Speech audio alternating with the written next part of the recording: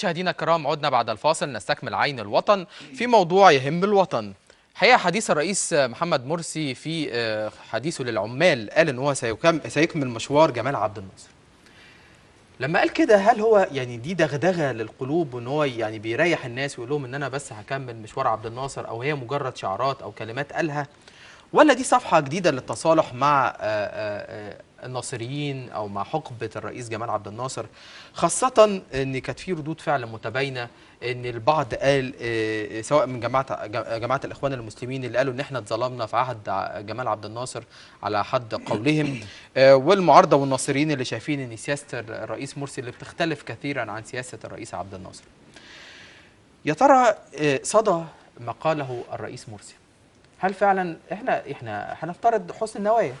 وامبارح لما كنا بنتكلم في اتصال هاتفي مع كمال ابو عيطه، بقول له على ان الرئيس قال وقال هيسافع للعمال ومش هتظلم حد في عهده، وقال ان انا هكمل مسيره الرئيس عبد الناصر. كمال ابو عيطه ورئيس اتحاد النقابات المستقله قال افلح ان صدق، هو قال كده. فالايام هتورينا هل هذا الكلام هو حقيقي ام لا. الحلقه النهارده هنستعرض فيها كل الاقوال المؤيده والمعارضه، وانا هيهمني جدا ان اعرف رايكم بارقام التليفونات الموجوده اسفل الشاشه او بجروبنا على الفيسبوك برنامج عين الوطن. هيشرفني وينورني في استوديو قناه الشباب برنامج عين الوطن ان يكون من على يمين الاستاذ جابر منصور، عضو مجلس الشعب السابق عن حزب الحريه والعداله. اهلا بيك يا استاذ جابر. اهلا بيك يا استاذ. نورني يا فندم. ربنا يبارك في حضرتك. الله يخليك. وايضا ضيفي العزيز دكتور بهجت رشوان، طبعا الكاتب والروائي والباحث والمحلل السياسي. اهلا بيك يا دكتور بهجت. اهلا بسعادتك يا فندم، اتشرفت بحضرتك وبجابر بيه. اهلا بيك. الله يخليك سعادتك.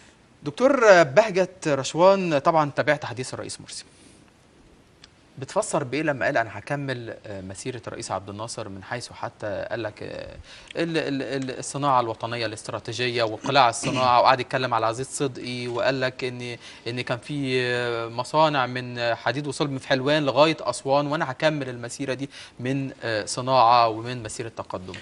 راي حضرتك؟ اهلا، مش هقول افلح ان صدق، بس هنحلل المشاهد الواقعيه ونشوف.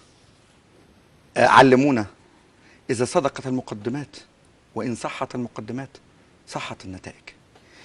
تعال نشوف من كام زاوية ونحلل ونقول هل هناك نية أم أنه مجرد كلمات. لو قلنا إن أنا عندي رغبة إن أنا أكمل مشوار عبد الناصر الله يرحمه، فالمفروض إن أنا أسير على خطى عبد الناصر. أنا عندي دلوقتي مش هقول قناة سويس جديدة، لا، أنا عندي ما هو يرفع مصر، يخلي مصر تصرف على العالم لمدة 200 سنة. مصر تصرف على العالم لمدة 200 سنة. دي الدراسات بتقول كده، إن أنت عندك منجم واحد رصيده يقدر ب2 دشليون جنيه مصري، اللي هو منجم السكري. هل تعلم أن منجم السكري اللي بتقوم بيه دولة شركة غير مصرية؟ الأكتر من كده إن مصر بتدعم الشركة ديت من خلال السولار اللي بينفق في التنقيب وأعمال الشركة. اللي أكتر من كده إن الشركة مصر ليست لها أي مسؤول، ليس له توقيع على أي ورقة تخص هذا الشركة وهذا المنجم. معنى كده احتلال إنه في مصرك، إن في بلدك وفي مصر وإنت مالكش أي توقيع. الأكتر من كده إن مصر ملهاش أي رقابة ولا تعلم قد إيه اللي خرج وتصدر أو قد إيه اللي ما تصدرش. ماشي. طب منجم السكري طبعا دي مشكله بقى لها مش من دلوقتي، بقى لها فتره على هذا المنجم استاذ العزيز ومعروفه. طب ازاي استاذ العزيز شايف ازاي ممكن نتعامل مع هذا المنجم؟ لان انت بتقول كنز من الكنوز، وهل في هناك اتفاقيات او في هناك حاجات كانت خلت ان شركات اجنبيه او غير مصريه هي تحط ايديها على هذا المنجم؟ ولو كده احنا هل في نقدر ان احنا نعدل في هذه الاتفاقيه او اي حاجه ان احنا بحيث ان احنا ناخد حقنا من اللي انت بتقول نصرف على العالم ده تصرف، ده بقول لك 2 تريليون مليون جنيه مصري تصرف على الاكتر من كده. ان الشركه اللي بتطلع الذهب ديت معفى من الضرايب. هتقول لي انا استفيد بيها ازاي؟ انت مش بتقول ان انت بتكمل طريق عبد الناصر؟ ما تعلن تأميم الشركه. وبعدين على فكره انت كان عندك حكم قضائي بفسخ العقد، رجع تاني حكم قضائي بتمكين الشركه. في شرع مين؟ ان انت مواردك مش قادر ما تعمل تأميم. طب انت ماشي على خطى عبد الناصر، ما انت نفس المشكله اللي كانت عند عبد الناصر لما امم قناه السويس.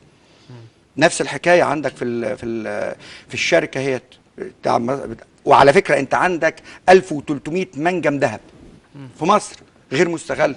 المفروض ندي فرصه للشركات المصريه، نعم، والعماله المصريه والخبراء المصريين. يعني انا عايز اسال سؤال، هل مصر عقمت على ان يقوم بها جيولوجيين وخبراء في المعادن عشان طبعا ينقبوا؟ لا، ده احنا عندنا كل الخبراء. انا هرجع لحضرتك تاني.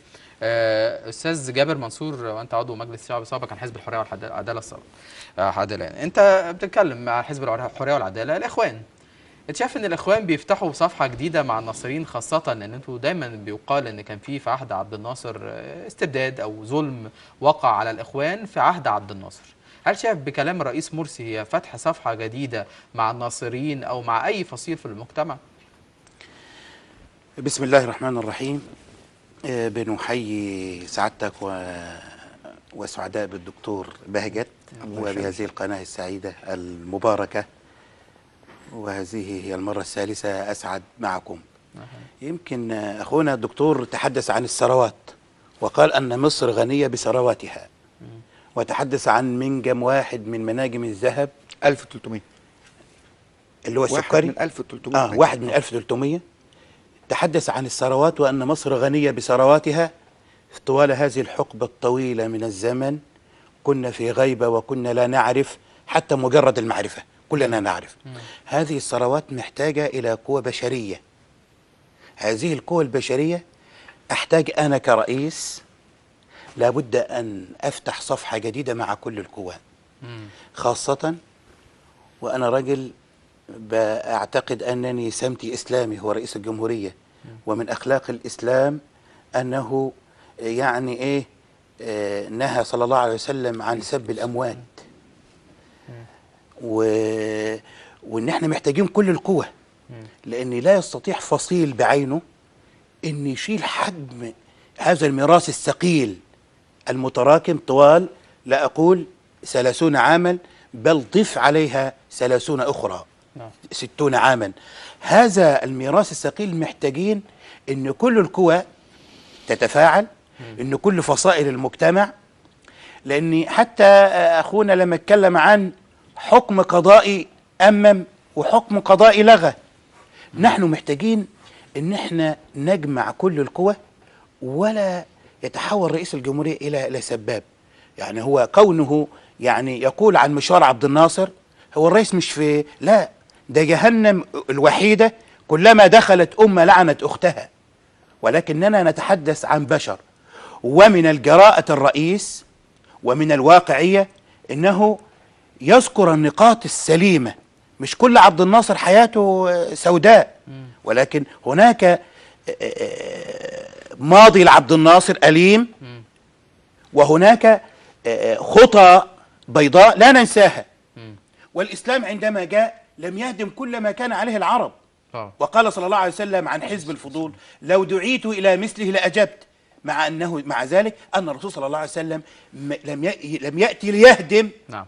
ولذلك جاء الرئيس مش عايزين يقول ايه، لا مش يفتح قوة مع الناصريين في الاول يا استاذ جابر قال لك ان الاخوان هيجوا ينتقموا من الناصريين. انتوا فعلا كان وقع عليكم في عهد عبد الناصر؟ اقول لك بخصوص هذا الانتقام، يوم ان كان فضيلة المرشد رحمة الله عليه عمر التلمساني وجاء له النبأ وفاة عبد الناصر وهو في السجن، قالوا عبد الناصر مات وهو محبوس، قال رحمة الله عليه أفضى إلى ما قدم. أنت بتقول رحمة الله عليه ده توفي، قال إذا كنا نطلب الرحمة لعبد الناصر نحن لا نريد من الله عز وجل إلا الرحمة، قد أفضى إلى ما قدم. نعم. ولسه الحديث جاي عن المحاكم اللي قدم فيها الإخوان، ولكن يعني إذا كنا نعبر ونقول إن أحد الذين علقوا على حبال المشانق في عهد عبد الناصر ابنه الآن يأتي، أبوه دفن في باطن الأرض وهو الآن يبحث عما بداخل الأرض ليسعد مصر ومن حولها، وهو الدكتور خالد عودة، هذا العالم الجيولوجي العظيم الذي علق والده على حبال المشانق. ومع ذلك يأتي هذا الدكتور العظيم عشان يبحث وينقب في الأرض اللي اتدفن فيها أبوه. نحن لا نريد إلا مرضاة المولى سبحانه وتعالى. ده كويس جدا. دكتور بهجت، عايزين برضو، وانا عارفك ان بحكمك اكاديمي وكاتب ومحلل سياسي، يعني برضو نتكلم عن عبد الناصر والاخوان، وانا عارف ان انت باحث في يعني في التاريخ وقارئ جدا. هو الاستاذ جابر بيقول لك حتى ذكر مثال على خالد عوده، وقال لك ان والده علق على المشانق في عهد عبد الناصر، ومع ذلك هو دلوقتي بيحاول بيقول لك انه يعني بيقدم ما يسعد مصر. هل انت شايف ان الاخوان في البدايه خاصه البعض قال ان هم جايين عشان ينتقموا من كل الناس اللي جوهم عليهم قبل كده، سواء عبد الناصر سواء من الدوله السابق سواء، ولا شايف ايه بالظبط؟ شايفك بتبتسم بصراحه.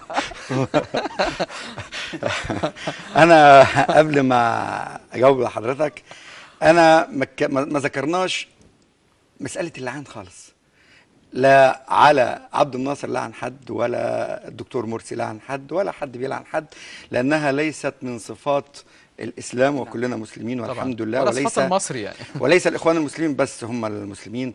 ولكن عجبني كلمه واحد قالها، قال ما اعجب هؤلاء القوم يظنون انهم وحدهم هم هداة للبشر وانهم هم فقط المسلمين.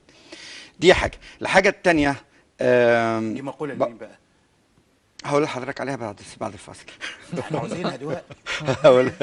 هو المخرج عاوزها دواء. لو المخرج عايزها اقولها. لكن لان لو قلتها هحكي لك القصه اللي اتقالت فيها، فوقت البرنامج ما يسمحش ليها، لان في مواضيع تثبت ان ما يقال عن النهضه وعن سير لخطى عبد الناصر هي مجرد كلمات، وعندي الدليل. وبالمناسبه انا اطالب القناه واطالب استاذ اعلامي متميز زي حضرتك ان يجمعني بوزير التعليم العالي او من بيده الامر في شؤون التعليم الخاص، عشان اثبت لك ان ليس هناك نهضه، وانما هناك تفتيت وتمضيق لعرى الامه، وهناك تفضيل او ذبح للعلماء من خلال ان انا اخلي عالم درجه اولى وعالم درجه ثانيه. وهذا ما يحدث مع قطاع زي قطاع الخدمه الاجتماعيه، المعاهد العليا مخلينهم. انا عايز اسال، عيد العلم والنهضه وتكمله مشوار عبد الناصر، حضرتك كرئيس جمهوريه قلت ان انت هتكمل مشوار جمال عبد الناصر. انا لو قلت لك سرد، هو ده لسه قايله اول امبارح ولا من ما انا يعني لسه هكمل لحضرتك. يعني إن هو لا بص، هو لا هو قبل كده قايل ان هو هيعمل عيد للعلم، وهيعمل مشروع قومي للعلم والتعليم.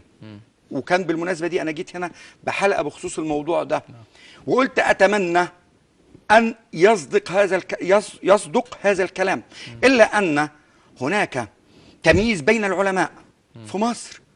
بين مين؟ شايف انها مقصوده؟ اكيد مقصوده. يعني انت قرار جمهوري. اولا لا يجوز باي حال من الاحوال ان انا اعمل نهضه وكيل بمكيالين، ان يكون هناك تعليم يحكم في الجامعه بقانون وفي المعاهد الخاصه بقانون. هتقول لي ده نظام تعليم خاص، هقول لك ما ينفعش، لان التعليم المفروض ان هو يسعى، الاثنين التعليم الخاص والتعليم الحكومي يسعى لنهضه المجتمع. والمفروض ان المعاهد العليا تنشأ من خلال جمعيات أهلية لا تسعى إلى الربح. يبقى إذن المعهد لا يسعى إلى الربح، يبقى إذن المفروض أنه يساهم في نهوض التنمية ونهوض المجتمع. ما ينفعش أميز ما بين عضو هيئة التدريس في الجامعة وأميز عضو هيئة التدريس في المعهد. بالعكس، لحظة، إني أنت دلوقتي ما بين قنبلة موقوتة، لأني أخبرني بعض أعضاء هيئة التدريس في المعاهد العليا أنهم هينقطعوا عن الامتحانات أو عن التصحيح.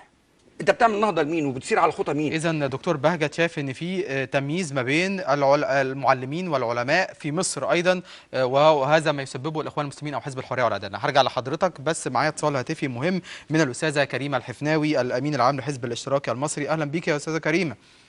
اهلا بيك، بس انا مش سامعه صوتك. اهلا بحضرتك. أيوة، سامعني كده كويس؟ اهلا بيكم واهلا بضيوفك. منوراني يا فندم. اهلا بحضرتك. شكرا. حضرتك اكيد طبعا سمعتي حديث الرئيس مرسي بانه سيكمل مشوار الرئيس جمال عبد الناصر. شايفه ان هو يعني دغدغه للقلوب كده، ام انها بدايه جديده للتصالح مع حقبه عبد الناصر والناصريين الان؟ اللي بيسمع خطابات الرئيس مرسي دائما يقول يعني ان الافعال عكس الاقوال. اسمح لي يعني نعم. ليست هناك مصداقيه من وجهه نظري انا لاي كلمه بيقولها الرئيس محمد مرسي، لاني دائما يقول كلاما ولكن حزب الحرية والعدالة أو المرشد العام أو من يحكمون البلاد يعملون أعمالا عكس ما يقوله الدكتور مرسي، أو يجعلونه يغير كلامه، الصباح فيه كلام، بالليل فيه كلام، وفي الآخر مفيش أقوال.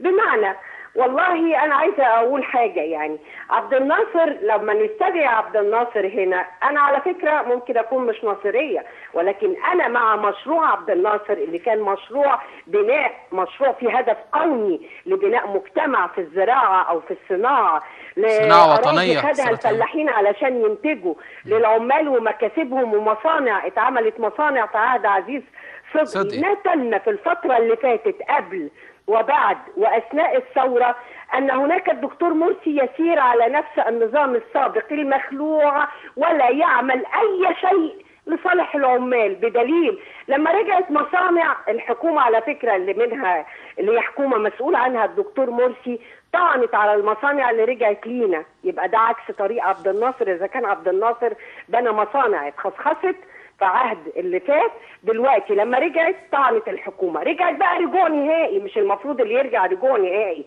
لصالحنا، واحنا عايزين نقول عجله الانتاج وتدور عجله الانتاج، نقوم جايبين المصانع دي ونقوم مشغلينها ونقوم مرجعين العمال اللي اتفصلوا؟ لماذا لم يتم ذلك حتى الان في مصانع طنطا للكتان وحليج الاقطان والمراجل البخاريه وعمر افندي؟ كل ده رجع لينا. فلو كان فعلا الرئيس مرسي صادقا في خطة لبناء البلد، لماذا لا يتم تشغيل ذلك؟ امبارح شركة الغزل في المنوفية بتقول عايزين 40 مليون جنيه بس علشان ندور هذا المصنع اللي رجع لينا، علشان يعني ان احنا نقدر نشغل مصنعنا من تاني.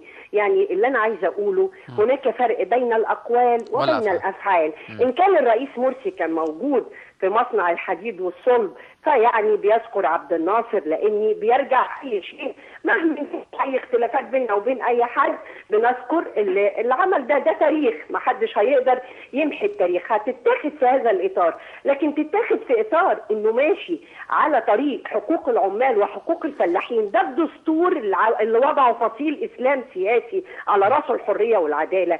بقى قال لك ربط الاجر بالانتاج، ربط الاجر المفروض بالاسعار على مستوى العالم كله، وقال لك حد اقصى للاجور ويستثنى منه فئات بالقانون. استثناء ايه؟ استثناء ايه؟ لو انت عايز تعمل عداله اجتماعيه عايز تاني تستثني فئات، وتاني ندخل في الفساد، وتاني ندخل في الفقير يزداد فقرا. يعني معلش، يعني علشان تبقى عارف الرئيس مرسي يقول كلاما ويفعل يعني انت شايف انها كلام مش افعال، وده اتقال حتى عشان مجرد عيد العمال او المناسبه يعني دي، كل مناسبه الراجل بيشوف ايه اللي مناسب ليها. يعني النهارده مولد العمال نقول كلمتين في صالحهم، مولد الفلاحين هنقول كلمتين، لكننا ماشيين في طريقنا لصالح يعني لصالح مجموعه راسماليه احتكاريه استثماريه من رجال سياسات الحزب الوطني ورجال سياسات جماعه الاخوان المسلمين. اذا الافعال عكس الاقوال، هذا ما قالته الاستاذه كريمه الحفناوي. انا بشكرك جدا يا استاذه كريمه. استاذه كريمه الحفناوي الامين العام للحزب الاشتراكي المصري. طبعا لك حق الرد الاستاذ جابر منصور عضو مجلس شعب سابق عن حزب الحريه والعداله، فيما قاله ايضا الدكتور بهجت رشوان من ان هناك تمييز بين المعلمين والعلماء في مصر، وده بسبب حزب الحريه والعداله او النظام الحاكم. وايضا فيما يخص ما قالته الدكتوره او الاستاذه كريمه الحفناوي ان الافعال عكس الاقوال. هو في الحقيقه هاخد عليك حضرتك.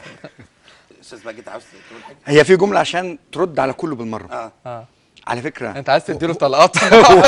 مفيش لا هو بص اقول لحضرتك على حاجه، هو مش تمييز بس، ده اهدار لمبدا من مبادئ الثوره اللي هو العداله الاجتماعيه. يلا ماشي. يلا اولا احنا طلعنا في التحرير عيش حريه عداله اجتماعيه. باي شرعيه يبقى في عداله اجتماعيه وانت ما بتميز ما بين عضو هيئه التدريس في المعهد وعضو هيئه التدريس في الجامعه؟ على فكره انا عندي كذا بند يبين ان ما يقال هو مجرد كلام وليس واقع. طيب خدت مثال الجامعه، لسه الصناعه، لسه الزراعه، لسه الجوانب. طب نمسك الجزء ده اللي حضرتك قلته. اتفضل يا استاذ جابر منصور ولك حق الرد في التعبير. هو الاستاذه كريمه يعني بارك الله فيها لما وضحت لنا الكلام ان في هيمنه من الاخوان، وان ده كلام وليس اقوال. يعني عاوز اقول احنا منذ 30 عاما كنا لا نسمع من ينتقد الرئيس السابق المخلوع، ولكن اتركوا الفرصة لهذا الرجل الذي يعني ورث ميراثا ثقيلا. هذا الميراث محتاجين ان احنا نتعاون. ولكن انا عاوز اقوله ايه؟ ان خرج الشعب المصري كله لميدان التحرير لاحداث الثوره. نعم. ونجحت الثوره. نجحت الثوره. كل واحد خرج من الكيان الذي عاش فيه. فخرج الواحد الصحيح واحد صحيح. وخرج الصفر صفر. الكيان، كل الكيانات اتحدت. فلما نجحت الثوره عاد كل كيان الى موضعه. عاد كل كيان الى موضعه. عاد الواحد الصحيح واحد صحيح. وعادت الأسفار، في حين أن الواحد الصحيح في حاجة إلى هذه الأسفار، وهذه الأسفار في حاجة إلى الواحد الصحيح. شاف ما اتجمعناش، كل واحد رجع تاني ولكن فكره. بيعيبوا علي أنا كواحد صحيح كإخوان مسلمين إن أنا لي كيان ولي تواجد في الشارع، لأنني قد سبقت بهذه الخطى من 84 سنة. لسه لا يستطيع أحد أن يلحق بي الآن. ويريدوا للدولة. مين الأصفار طيب؟ انت قلت الواحد، انت الاخوان المسلمين الأصفار. اللي انا عاوز اقول يعني انا اقصد بالأصفار كل من شارك في الدولة. انا لا اقصد الصفر بمعناه ولكن بمعناه الصفر، ولكن بالحجم الموجود. نعم. ولكن الاخوان لم يقفوا في ميدان التحرير ليقولوا نحن القوى العظمى، ولكن دعوة الرئيس النهارده لكل مشاركة القوى الوطنية، ويفتح باب مع كل القوى، مع الناصريين والاشتراكيين والعلمانيين والليبراليين، في كل القوى عاوز يقول تعالوا نبني. الأستاذة عندما تتحدث عن هذه المصانع المغلقة، من الذي أغلقها؟ الذي أغلقها هو نظام المخلوع السابق، والذي يريد أن يعيد فتحها مرة أخرى هو الدكتور محمد مرسي. ولذلك قال لا بيع للقطاع العام. ما فيش بيع للقطاع العام. الذين تسلطوا على قوت الشعب المصري وباعوا شركات القطاع العام النهارده عماله خارج. نحن في حاجه الى منظومه تشريعيه عشان ننظم لعوده العمال، ان احنا نشغل المصانع. يعني مصنع الغزل اللي محتاج هذه الجنيهات القليله جدا كم يسع من العمال؟ نعم. اللي انا عاوز اقوله ان النهارده احنا محتاجين ان احنا نحط ايدينا في ايدينا. ولذلك دعوه الرئيس للحوار، هل دعا فصيل بعينه؟ نعم. الوزاره الحاليه كم وزير من الإخوان؟ كم يا أستاذ بهجت من الإخوان؟ كتير. كم؟ ده ما كانش كلهم. يعني شايف اذكر لي. إن ما كانش كلهم ينتمون إلى الإخوان، إذا ما كانش كلهم إخوانيين فالكثير منهم إن لم يكن كلهم ينتمون للإخوان. معلش أنا عايز أقول لحضرتك بس معايا اتصال معلش هاتفي مهم من اللواء عادل عباس القلة، رئيس حزب المصري العربي الاشتراكي. أهلا بيك يا سيادة اللواء. أهلا وسهلا. أهلا بحضرتك. منورنا يا فندم. الله يخليك. الله يخليك. سيادة اللواء سيادة اللواء، خاصة سمعت طبعا تصريحات الرئيس مرسي ان هو هيكمل مشوار عبد الناصر، وشفنا تصريح لحمدين الصباحي بيقول ان لو الرئيس مرسي كمل مشوار عبد الناصر انا هكمل مشوار البنا حسن البنا. فيعني رأي حضرتك في هذا التصريح؟ اولا بداية احنا كلام حمدين صباحي لا يقدم ولا يأخر، وليس له اي سلطة ولا اي مبرر انه يتكلم باسم عبد الناصر نهائيا. حمدين لا يمثل الناصريين ولا يمثل الاشتراكيين، ولكن يمثل من يسمون الشعبيين والخلافة. دي بداية. بالنسبة للدكتور محمد مرسي، احنا قبل خطاب الدكتور مرسي باكثر من 5 ساعات طلعنا بيان في حزب مصر العربي الاشتراكي، وقلنا ان المصنع الدكتور محمد مرسي هيتوجه اليه اليوم هو مصنع الحديد والصلب، هو من انجازات الرئيس عبد الناصر والمهندس عديل صدقي اللي بذل مجهود وعمل 2400 مصنع في 18 سنة. فنرجو من الدكتور محمد مرسي ان ينتبه الى ان اذا لم يبدأ من حيث انتهى عبد الناصر سيظل يعني لا يفعل انجازات حتى تنتهي ال4 سنوات مدته. سيادة اللواء بعد اذنك سياده اللواء، قلنا هل بعد أيوة. اذنك يا سياده اللواء، هل انتم تشككون فيما قاله الرئيس من انه سيكمل مشوار عبد الناصر؟ بعد قال، كان معانا الاستاذه كريمه الحفناوي من شويه الامين العام لحزب الاشتراك المصري والدكتور بهجت رشوان، والبعض قال انها مجرد اقوال وليست افعال، ولكن انتم ترون انها ممكن من الممكن ان يكون هناك افعال بالفعل ويكمل الرئيس مشوار عبد الناصر. يا سيدي احنا ما بنشككش.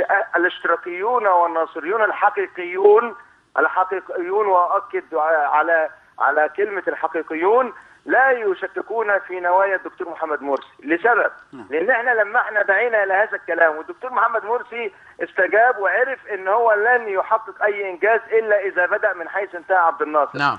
احنا لازم النوايا تكون حسنه، وننتظر لحين ما الدكتور محمد مرسي يثبت حقيقة ولابد أن نثق فيه لغاية ما هو نفسه يحقق هذه الإنجازات. عملية بقى إن فلان قال وفلان عاد، أنا لا يعني أعترف، بقولها صراحة، لا أعترف بكل من هو يتسلق على الاشتراكية والناصرية. الاشتراكية والناصرية بعيدة كل البعد عن الأسماء التي ذكرت، وأنا بقول إن الوطن يحتاج مننا التكاتف، ويحتاج مننا مظبوط يا سيادة الانتظار لغايه ما نشوف رئيس الجمهوريه هينفذ وعوده ويستمر ويبدا يطور المصانع والقطاع العام ويحافظ على القطاع العام ويحافظ على الشركات اللي اذا ننتظر يرجعها تاني. واحنا بنطلب من الدكتور محمد مرسي ان كل ما بيع بفضل الرئيس السابق مبارك ومحمود محي الدين والبذخ والاسراف اللي باعوا فيه الشركات بملاليم، هذه الشركات يحاول يعيدها تاني او ياخد اسهم بس باسم الحكومه في هذه الشركات، وبالتالي يعود التوازن ملكيه فرديه وملكيه عامه، قطاع خاص وقطاع عام، والاثنين يتنافسوا لصالح المواطن البسيط. لو الدكتور محمد عادل في هذا يبقى احنا كلنا معاه. سياده اللواء عادل، هنتظرك ان شاء الله، نفتح الملف الامني اللي اتفقنا عليه ان شاء الله، تنورنا في الاستوديو ان شاء الله الشباب. انا تحت امرك. شكرا سياده اللواء. شكرا، بشكر سياده اللواء عادل عباس القلة رئيس حزب المصري العربي الاشتراكي. دكتور بهجت، يعني سياده اللواء قال لك يعني احنا ما نشككش في النوايا، احنا ما بنشككش، احنا بنعرض مجموعه من الحقائق، والحقائق هي اللي بتبين. يعني انا ما بشككش في كلام السيد الرئيس، انا بعرض الحقائق وبسيب الحقائق لكل من له قلب يعي واذن تسمع وعين ترى ليحكم. بس عايز اعلق على كلام استاذنا جابر بيه. حضرتك بتقول الثوره نجحت بالنسبه لمين؟ ليكوا كاخوان مسلمين ولا لمصر؟ علمونا ان الحاجه لما تقول انها نجحت تكون اتت ثمارها وحققت اهدافها. انا قلت لك في قطاع التعليم انتوا دمرتوا تماما العداله الاجتماعيه، وجبت لك الشاهد. اجيب لك في مجال الصناعه عندك دلوقتي عمال الغزل اللي يقدر عددهم باكثر من 69 ألف عامل بيصرخوا من الاهمال. ماشي. عندك قطاع السكه الحديد، كل يوم مصر ضربت الرقم القياسي في حوادث السكه الحديد في عهدكم. ماشي. بالرغم ان احنا قدمنا كذا برنامج لاصلاح منظومه السكه الحديد وازاي تبقى منتجه. نكمل. عندك او مفيش استجابات. مفيش استجابات. عندك قطاع الكهرباء انا ما اعرفش مين عقل مين الذكي الفذ الذي لم تنجب مثله نساء العالمين اللي قال ان انا لما اقطع الكهرباء يبقى برشد استهلاك. يا استاذي العزيز، منطقيا انت عندك تكييف، لو قطعت الكهرباء بحجه ترشيد الاستهلاك وجاب نور تاني علشان التكييف يستعيد ما كان به قبل انقطاع الكهرباء، هيسحب كهرباء اكتر مما لو كان مستمر. كلامي منطقي ولا انا كنت بذيع خبر، او ده معاك حق طبعا فيه، بس بلاقي برضو ان بعض المدارس لسه منوره، وبالليل منوره نور فظيع جدا. في بعض الاماكن كتيره فيها نور مش محتاجين فيها، ولكن برضو في نقطه الترشيد انا كنت قايل خبر مصداقا للحق امبارح ان في بداوا يعملوا مولدات زياده وحاجات عشان الصيف. انت عارف دخلت الصيف، وقلت حرام ان لو الحكومه يا حكومه لو برضو الناس داخله على الصيف والحر الشديد ده ويقطعوا لنا الكهرباء بصوره كبيره، خاصه بتقطع لساعات طويله ساعات. فاحنا برضو يا حكومه يا رئاسه ننظر لعين المواطن. في فترات في فترات انت كدوله مش قادر تمسك الانفلات الامني لحد دلوقتي. نعم. وانفلات الامني ما زال موجود. اجيب لك شواهد ولا موجوده للناس؟ طيب المفروض انا عايز اسال حضرتك سؤال، بما ان حضرتك في الحريه والعداله، ايه المعيار الذي يتم عليه اختيار وزير؟ ايه المعيار الذي يتم عليه من يقابل السيد الوزير السيد الرئيس؟ ايه المعيار اللي حضرتك بتحدد فيه هذا؟ اذا المعايير لاختيار الوزراء، خاصه ان هو كمان الاستاذ دكتور بهجت قال ان انت بتساله في قول كام في وزير، فهو بيقول لك اغلبيتهم، ما كانش كلهم الا يعني السيسي. يعني هات وزير الداخليه من الاخوان. انا بسالك هو اخواني ولا مش اخواني؟ ما قالوا كل حاجه. لا هو بس عايز اقول لك حاجه، يعني عايز اقول لك حاجه، هو مصدق الحق، هو كان في حد بيخش الداخليه او الجيش جده المليون اخواني؟ دكتور بهجت، بص يا استاذي، انا عشان اقول اللي في الكوبايه ده شاي ولا شربات ولا حاجه، من الشواهد اللي هي يا دكتور بهجت والريحه، فمن التصرفات انا ممكن يكون أحكم حد عليك. تاثر بالاخوان. يا دكتور بهجت، اتفضل يا استاذ. عاوز اقول لحضرتك من 30 سنه، مش هقول لك من 60 سنه، هل لا اسمعني، استنى بس، في حاجه بقى، في حاجه، لا معلش، هي النقطه دي بس، النقطه دي بس، يعني حضرتك اسمعني حتى هي الكلمه دي وهتسيبك تتحدث والله، وانا اسف على مقاطعتك، بس انا عارف ان انت او انتوا الحريه والعداله ذوي صدر واسع ونفس لا ما بتقولوش عليهم كده، بتقولوا عليهم مش بيكوشوا على كل حاجه. يا عم انا بقول كده عشان اقول الكلمه دي بس. انا بقول بص يا استاذي، انتوا عمالين تقولوا ميراث ثقيل، هو انت جيت بتكمل؟ ده انت جاي بثوره، يعني جاي المفروض ان انت تنسف كل الفساد ما قبلك وما تقولش ميراث، لان انت مش وارثه، انت مش جاي خلفا ليه، ده انت جاي بثوره، ما تقولش ميراث. ميراث ده لو انت لو جئنا لننسف لقالوا تنسف الفساد، انا بقصد لك تنسف الفساد. لو جئنا لننسف لقالوا اتى الجلادون لينتقموا، يعني والان حينما قال هنفتح مع عبد الناصر يقولوا لا ده عايزين ينتقموا من عبد الناصر. انا عاوز يعني اشكر سعاده اللواء عادل عباس القلب، وكان معانا في لقاء هنا. نعم. على الحافظ، هو بيتكلم عن ان شركات القطاع العام اللي بيعت بابخس الاثمان، رغم ان هو اشتراكي وبيتكلم فعلا، يعني هو محب لعبد الناصر ومن الاشتراكيين، ومع ذلك هو تكلم يعني وقال لك هذه المصانع التي بيعت، من الذي باعها؟ وضد الدولة. العمال اللي ساعتك بتذكر آلاف العمال المشردين الآن، لأن الأيدي الخبيثة التي امتدت وباعت شركات القطاع العام. كانوا بيبيعوا المتر بكام؟ انت جيت ثورة تغير بقى، ما كانش ميراث. كانوا بيبيعوا المتر بكام؟ يا استاذ المتر يتباع ب 10,000 و5,000، كانوا بيبيعوه بجنيه. انت جيت ثوره، غير، عندك الصلاحيات والشرعيه. يعني انا بس بختلف، يعني او بستغرب، انت في فتره بتقول لي انا جاي بشرعيه ثوريه، وعلى فكره ده قالها الرئيس مرسي في احد خطاباته، قال انا جاي بشرعيه ثوريه ومن حقي اعمل واعمل واعمل واعمل. وفي فتره ثانيه تيجوا تقولوا الصندوق ده احنا جايين ورانا ميراث وجايين بانتخابات وحملنا وما نحمل. انت من حقك كشرعيه ثوريه، زي ما عبد الناصر. يا استاذ انت بتكمل خط عبد الناصر، هذه ثوره عبد الناصر بعد الثوره. هسأل الدكتور بهجت في حاجه معلش في الحته دي، انت بتقول عبد الناصر بعد الثوره.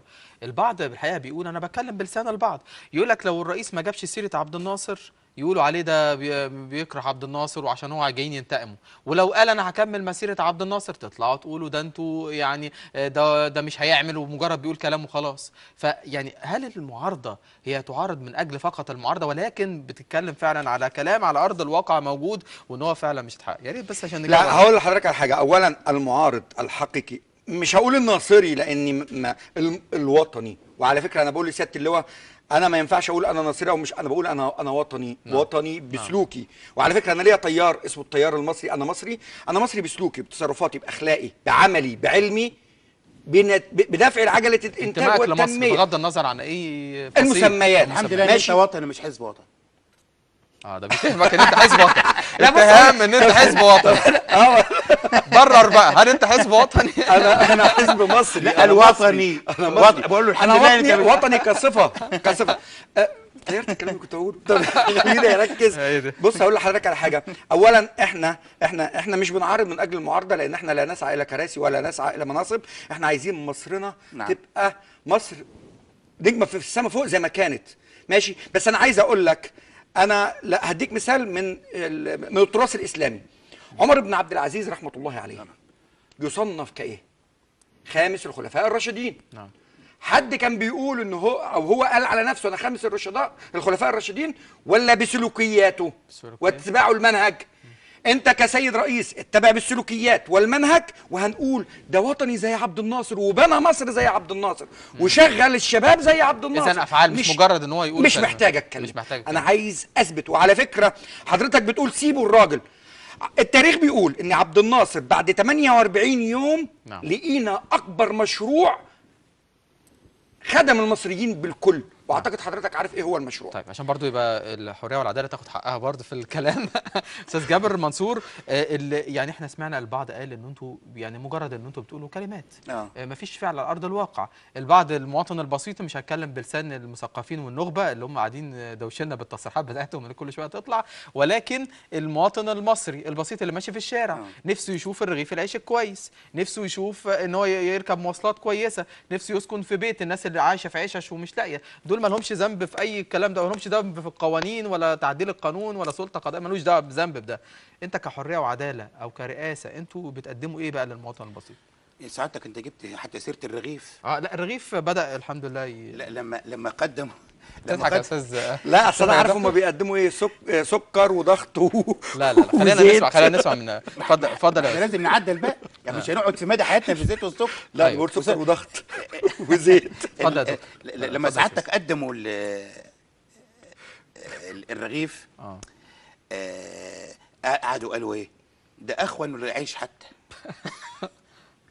لكن اللي انا عايز اقوله، وحتى يمكن جبهه الانقاذ كان من ضمن اعترضوا على باسم معوده رغم ان هو ده من ضمن المطالب، وكانهم يرون الظلام ويجدوا ان هناك اضاءه، بيقولوا لا يبغونها عوجا.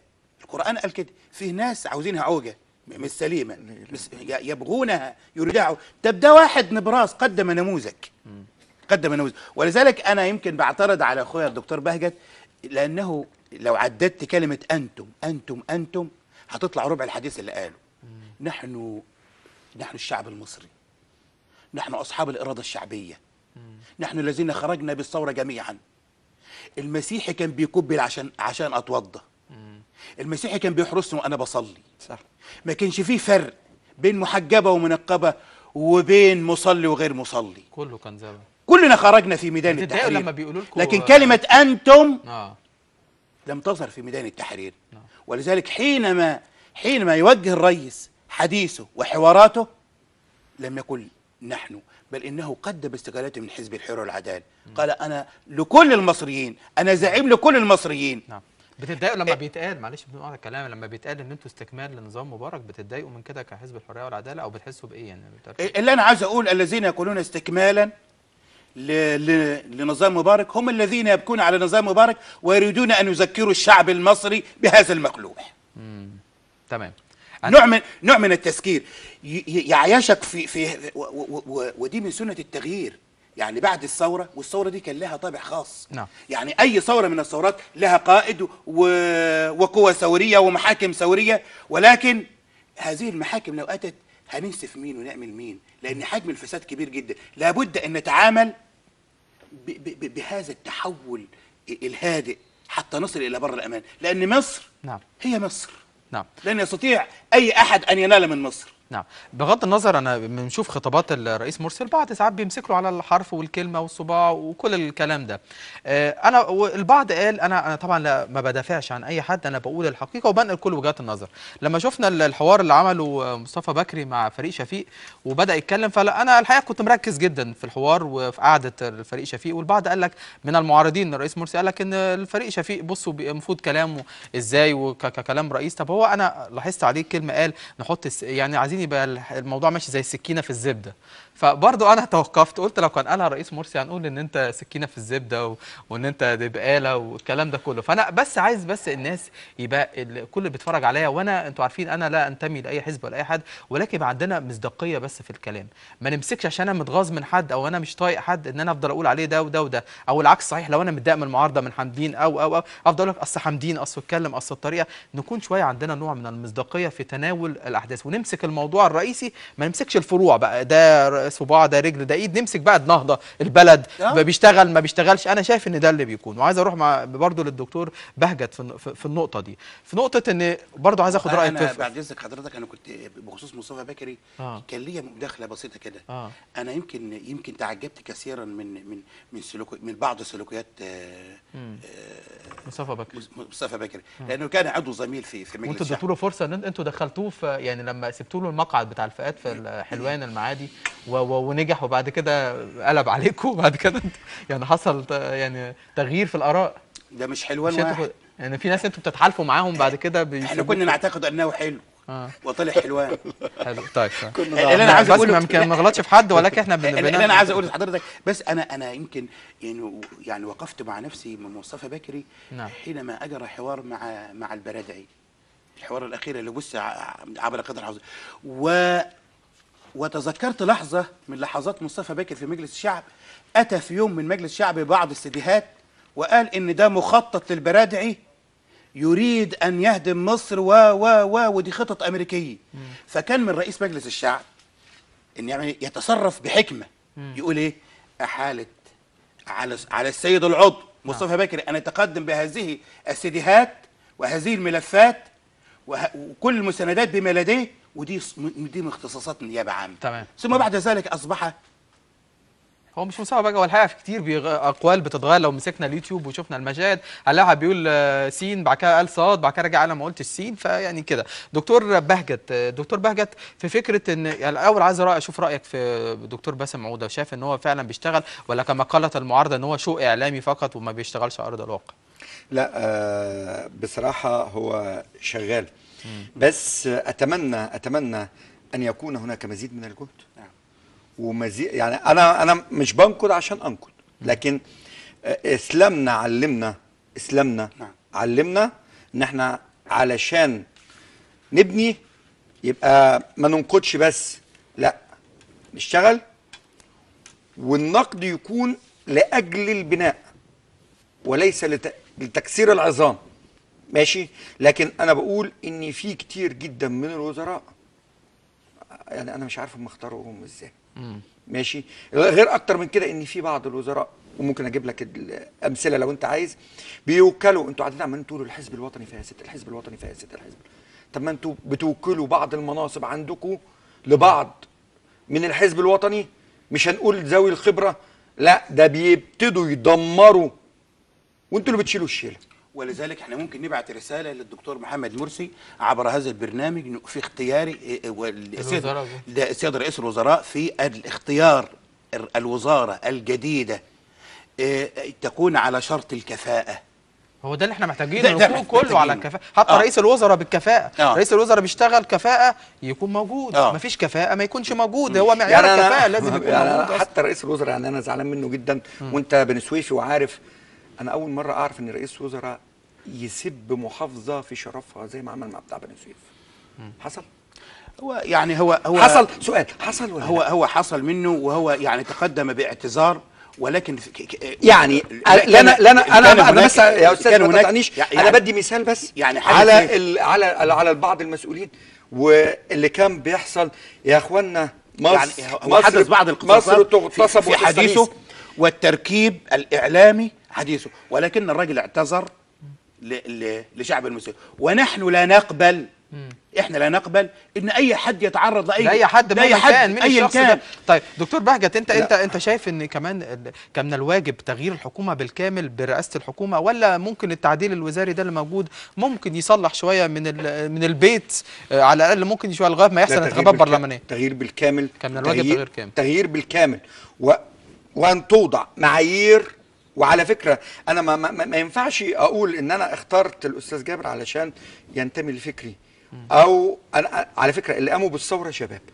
ماشي، انا ما بقولش كبار السن، لا انا اخد الاثنين، اعمل ميكس يتوازن بالظبط، اجيب الكبير واجيب الصغير، بيبقى فيه الحماس والقوه والخبره بالظبط. ودي فرصه ودي صلاحيات. طيب. لكن اللي باين ربنا يستر علينا. طيب انا عشان خلاص 30 سنه الوقت بيخلص معايا.